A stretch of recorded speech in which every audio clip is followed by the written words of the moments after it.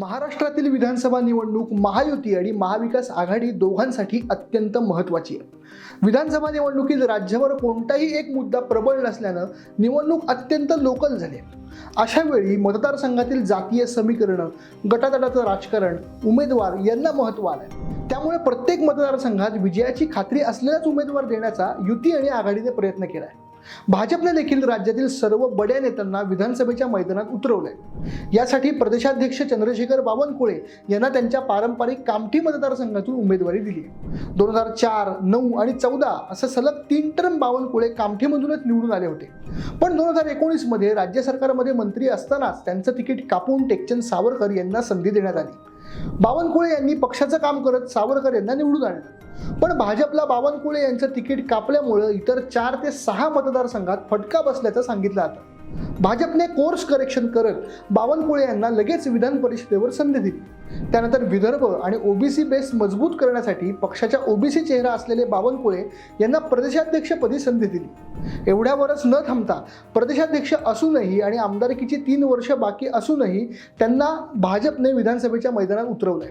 याचं कारण म्हणजे यावेळची विधानसभा निवडणूक अतिशय अतिगतीची आहे. त्यामुळे भाजपने कोणतेही प्रयोग न करता बावनकुळे यांना कामठीमधून निवडणुकीच्या मैदानात उतरवले. पण बावनकुळे यांच्यासाठी ही निवडणूक खरंच सोपी आहे का? प्रदेशाध्यक्ष पदाची जबाबदारी सांभाळत ते कामठीमधून निवडून येऊ शकतात का? पाहूया या एक्सप्लेनरमधून. चंद्रशेखर बावनकुळे यांच्यासाठी यंदाची निवडणूक सोपी ठरू शकते असं म्हणण्याचं पहिलं कारण म्हणजे गेल्या 3 निवडणुकीतील त्यांची कामगिरी. 2004 साली बावनकुळे पहिल्यांदा आमदार झाले. तेव्हा भाजपची पक्ष म्हणून कोणतीही मोठी ताकद या मतदारसंघात नव्हती. कारण 1962 पासून ते 1990 पर्यंत इथे काँग्रेस पक्ष, तर 1995 साली अपक्ष आणि 1999 मध्ये रिपाई पक्ष जिंकला होता. त्यामुळे बावनकुळे यांच्या उमेदवारीला कोणीही गांभीर्याने घेतलं नव्हतं. पण जेव्हा निकाल आला तेव्हा मात्र चंद्रशेखर बावनकुळे यांनी सर्वांनाच धक्का दिला.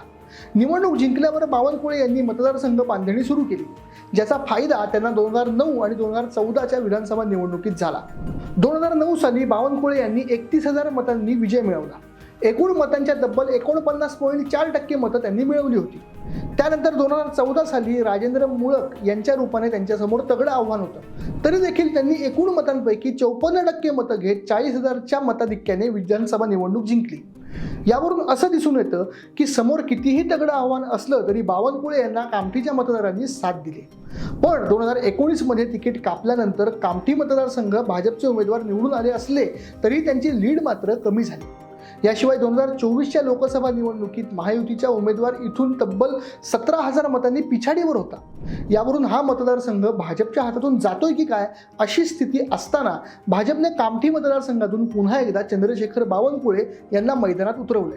कारण भाजपला खात्री आहे आपल्या जनसंपर्काच्या जोरावर बावनकुळे इथून मोठ्या फरकाने निवडून येतील. चंद्रशेखर बावनकुळे यांच्यासाठी निवडणूक सोपी ठरू शकते असं म्हणण्याचं दुसरं कारण म्हणजे मतदारसंघातील विविध तालुक्यात असलेली ताकद. कामठी मतदारसंघात नागपूर ग्रामीण तालुक्याचा काही भाग, कामठी तालुका आणि मौदा तालुक्यातील काही गावांचा समावेश होतो. यापैकी जवळपास सर्वच तालुक्यात बावनकुळे यांची उत्तम पोहोच आहे. कोराडी हे बावनकुळे यांचं गाव. इथेच कोराडी औष्णिक ऊर्जा केंद्र देखील आहे. याच ठिकाणी कोराडी औष्णिक ऊर्जा केंद्राच्या कामगार संघटनेचे अध्यक्ष म्हणून त्यांनी काम पाहिलंय. त्यामुळे त्यांची या भागात चांगली पकड आहे. मौदा तालुक्यातही बावनकुळे यांचा जनसंपर्क चांगला आहे. नागपूर ग्रामीणमध्ये संघ परिवार, भाजप संघटना आणि बावनकुळे यांची वैयक्तिक ताकद असं तिघांचं बळ त्यांच्या पाठीशी असणार आहे. त्यामुळे या तिन्ही तालुक्यातून ते आघाडी घेऊ शकतात असं सध्याचं चित्र आहे. चंद्रशेखर बावनकुळे यांच्यासाठी निवडणूक सोपी ठरू शकते असं म्हणण्याचं तिसरं कारण म्हणजे मतदारसंघातील विकास कामं. श्री महालक्ष्मी जगदंबा मंदिर संस्थान कोराडी हे मतदारसंघातील महत्त्वाचं धार्मिक स्थळ आहे. या मंदिराच्या तीर्थक्षेत्र विकास आराखड्याला नुकतीच मंजुरी मिळाली. यासाठी 3ऱ्या आणि 4थ्या टप्प्यासाठी मिळून 214 कोटी रुपयांचा निधी देखील मंजूर झाला आहे. याआधी पहिल्या आणि 2ऱ्या टप्प्यांतर्गत तीर्थक्षेत्र विकासासाठी 220 कोटी निधी मंजूर करण्यात आला होता. यानंतर ड्रॅगन पॅलेस विहार हे प्रसिद्ध बुद्ध विहार देखील याच मतदारसंघाचा भाग आहे. दीक्षाभूमीला भेट देणारे लाखो नागरिक या बुद्ध विहाराला देखील भेट देण्यासाठी येत असतात. त्यामुळे या धार्मिक पर्यटन स्थळाच्या बाजूला 40 एकर जागेत आंतरराष्ट्रीय दर्जाचे बुद्धिस्ट थीम पार्क उभारण्यात येणार आहे, ज्याच्या माध्यमातून पर्यटनाला गती मिळू शकते. यानंतर कोराडी येथे नव्या विद्युत प्रकल्पाला देखील मान्यता मिळाली। यासाठी 24,000 कोटी रुपयांचा निधी खर्च केला जाणार आहे। या सगळ्याच्या माध्यमातून कामठी मतदारसंघात रोजगाराच्या मोठ्या संधी उपलब्ध होणार आहेत।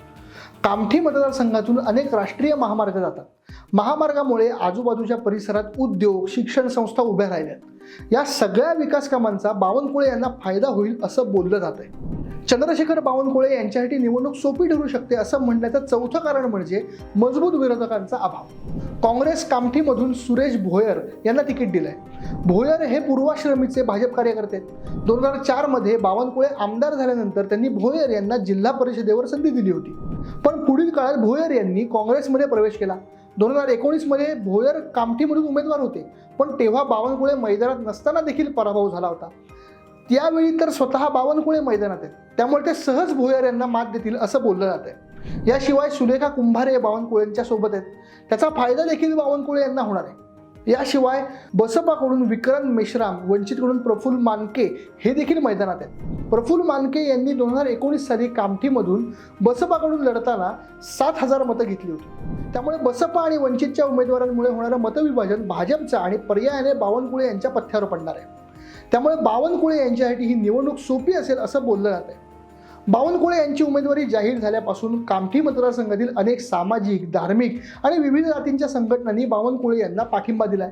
यामध्ये महालक्ष्मी जगदंबा सेवा ग्रुप व फाउंडेशन, वाल्मिकी सेवा मंडळ, सुदर्शन समाज बहुउद्देशीय पंच committee, Jafaria foundation trust, Husainabad Kamthi अशा विविध संस्थांनी बावनकुळे यांना पाठिंबा जाहीर केलाय, ज्याचा त्यांना विधानसभेच्या निवडणुकीत फायदा होणार आहे।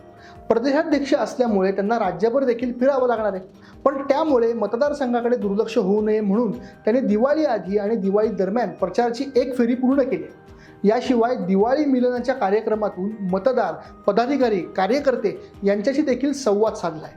त्यामुळे बावनकुळे आता राज्यभर सक्रिय झाल्याचं दिसून येते। पण प्रत्येक निवडणूक ही वेगळी असते। बावनकुळे यांनी मतदारसंघाची चांगली बांधणी केली असली तरी मातब्बर नेते असूनही सलग 4 टर्म एकाच पक्षाचा आमदार असल्यानं अँटी इन्कम्बन्सीचा मुद्दा येतो। त्यामुळे बावनकुळे ही निवडणूक अजिबात हलक्यात न घेऊन पूर्ण ताकदीने प्रचारात उतरले। तेव्हा बावनकुळे आपला गड राखण्यात यशस्वी होतात की काँग्रेसचे उमेदवार सुरेश भोयर त्यांच्या गडाला सुरुंग लावतात, हे पाहणं महत्त्वाचं ठरेल। तुम्हाला व्हिडिओ कसा वाटला हे कमेंट बॉक्समध्ये जरूर कळवा आणि द पॉलिटिक्सला लाईक करा, शेअर करा आणि सबस्क्राईब करायला अजिबात विसरू नका। धन्यवाद।